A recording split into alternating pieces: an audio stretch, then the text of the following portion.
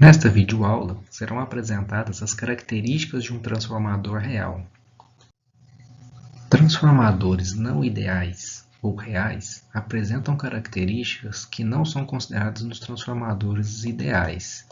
Para entendê-las, considere esse transformador básico, composto de duas bobinas e um núcleo de material magnético. Em um transformador real, os enrolamentos feitos de condutor elétrico possuem resistência, e correntes circulando por estas resistências dissipam energia ativa, gerando perdas nos enrolamentos. Com relação ao núcleo, uma característica que deve ser observada é a permeabilidade magnética, que é o grau de magnetização de um material em resposta ao campo magnético. Para um transformador ideal, a permeabilidade é considerada infinita, porém, todo o material tem uma permeabilidade finita. Além disso, os materiais utilizados em núcleos de transformadores possuem permeabilidade não linear. Este gráfico mostra o comportamento da densidade de fluxo magnético B em relação à intensidade de campo magnético H para três materiais: aço silício, aço fundido e ferro fundido. Esse gráfico é chamado de curva de magnetização. Como a permeabilidade é definida como a razão entre a densidade de fluxo e a intensidade de campo, percebe-se que a permeabilidade magnética desses três materiais são finitas e não lineares. Veja que, para a mesma intensidade de campo, o aço silício apresenta uma densidade de fluxo maior do que do aço fundido e do ferro fundido. Assim, a permeabilidade do aço silício é maior do que a dos outros dois. E quanto maior a permeabilidade, melhor para o funcionamento do transformador. A permeabilidade finita causa consequências no transformador. Para verificar isso, uma fonte de tensão é conectada no enrolamento primário, ficando o enrolamento secundário em aberto. Assim, a corrente que circula no primário produz um campo magnético, cujo fluxo percorre o núcleo. Esse fluxo depende, entre outros parâmetros, da permeabilidade magnética do material e da corrente que circula pelo enrolamento. Se a permeabilidade for infinita, qualquer mínima corrente irá produzir um fluxo magnético. Para uma permeabilidade finita, quanto menor ela for, maior deverá ser a corrente necessária para criar um fluxo magnético. Nesse caso, perceba que, mesmo sem nenhuma carga conectada no secundário, haverá uma corrente circulando no primário, para criar o fluxo magnético. Essa corrente é chamada de corrente de magnetização. Outro aspecto da permeabilidade ser finita é que nem todo o fluxo gerado pela bobina irá percorrer o núcleo.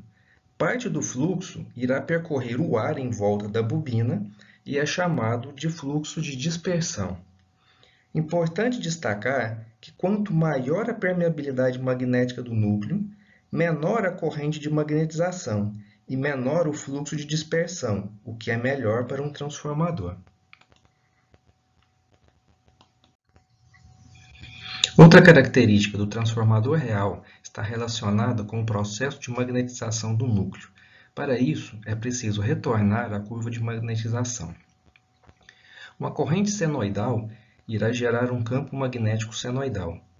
À medida que o campo magnético aumenta até seu valor máximo, os momentos magnéticos tendem a se alinhar com esse campo. Quando o campo magnético reduz, os momentos magnéticos relaxam-se, indo para as direções de mais fácil magnetização. Como resultado, quando o campo aplicado é reduzido, os momentos magnéticos, embora tendem a relaxar e assumir suas orientações iniciais, não são totalmente aleatórios em suas orientações. À medida que o campo varia até atingir o valor negativo, os momentos magnéticos tendem a se alinhar com o campo. Quando o campo retorna ao seu valor positivo máximo, os momentos magnéticos continuam a se alinhar, porém de forma diferente. Esse efeito é responsável pelo fenômeno conhecido como esterese magnética. A energia no núcleo pode ser calculada integrando a intensidade de campo em um intervalo de densidade de fluxo. Assim, a área dentro da curva de esterese representa a energia que foi recebida pelo núcleo e não devolvida, ou seja, é a energia perdida no núcleo, chamada de perda por esterese. Resumindo, a perda por esterese está associada à reorganização dos momentos magnéticos do material ferromagnético que compõe o núcleo do transformador. Cada vez que o ciclo de esterese é percorrido, uma parcela de energia é gasta para que esses momentos magnéticos sejam realinhados. A perda por esterese depende do tipo de material. Alguns materiais têm a curva de esterese mais estreita que outros, como a figura mostra essa curva para materiais mole e duro. Quanto mais estreita é a esterese, menor será a perda. O material mole é facilmente magnetizado e desmagnetizado na presença de baixos campos, ou seja, ele tem alta permeabilidade. O material duro é mais resistente à magnetização e desmagnetização, ou seja, tem baixa permeabilidade. Veja agora um corte transversal do núcleo do transformador, feito de uma peça sólida, e o sentido do fluxo magnético no material. Pela lei de Faraday, a variação do fluxo induzirá uma tensão nesse material. Como o material possui uma resistência e existe um caminho fechado, surgirá uma corrente no interior do núcleo, causando uma perda de energia por efeito Joule, chamada perda por corrente parasita ou por corrente de Foucault. Para reduzir as perdas por corrente parasita, o núcleo é montado com lâminas finas, com uma camada isolante entre as laminações sucessivas, chamado núcleo laminado, de forma a aumentar a resistência às correntes parasitas.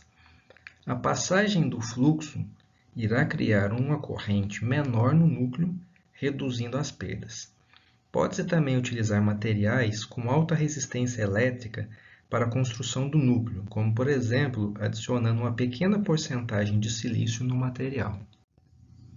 Concluindo, as características de um transformador real são: os enrolamentos apresentam resistências, a permeabilidade magnética é finita e não linear, ocasionando corrente de magnetização e fluxo de dispersão, perdas no núcleo por esterese e por corrente parasita.